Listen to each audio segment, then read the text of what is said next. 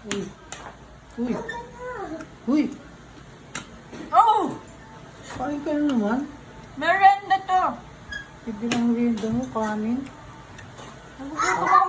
Tapos sasabihin mo sa akin, ha, laki na yung tiyan ko. Tapos, hindi ka pa magtataka, ba't lalaki tiyan mo? Kain ka ng kain. Tapos kain Ito nga merienda to. Wala tayong merienda, di ba? Oh. Hindi, tinapay. Kanina nga lang, wala din tayong palaman. Oh. Tinapay. Lahat na ang balbakwa.